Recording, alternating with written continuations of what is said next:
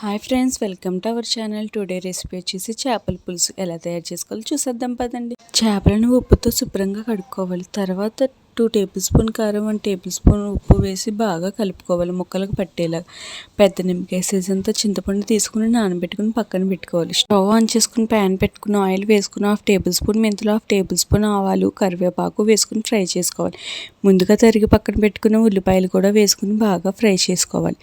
Golden కలర్లోకి వచ్చే వరకు ఫ్రై చేసుకోవాలి. సన్నగా తరిగిన పచ్చిమిర్చి, టమాటో వేసుకుని బాగా ఫ్రై చేసుకుని 2 టేబుల్ స్పూన్ అల్లం వెల్లుల్లి పేస్ట్, 1 టేబుల్ స్పూన్ మసాలా వేసుకుని పచ్చివాసన పోయే వరకు ఫ్రై చేసుకోవాలి. ఇలా ఫ్రై చేసిన తర్వాత 2 టేబుల్ స్పూన్ కారం, 1 టేబుల్ స్పూన్ పసుపు, 1 టేబుల్ స్పూన్ ధనియాల పొడి వేసుకుని బాగా కలుపుకోవాలి. కలుపుకున్న తర్వాత కొద్దిగా వాటర్ వేసుకోవాలి. చింతపండు రసం వేసుకుని మూత పెట్టుకుని బాగా మరగనివ్వాలి. ఇలా మరిగిన తర్వాత ముందుగా మ్యాగ్నేట్ చేసి పక్కన పెట్టుకుని చేపలను అందులో వేసుకుని 10 నిమిషాల పాటు మూత పెట్టి ఉడకనివ్వాలి. ఉడికిన తర్వాత నేను వీడియోలో చూపించిన విధంగా కలుపుకోవాలి.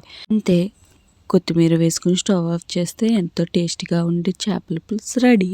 మీరు కూడా ఒకసారి ఇలా ట్రై చేసి చూడండి. ఎలా వచ్చిందో కామెంట్ చేయండి.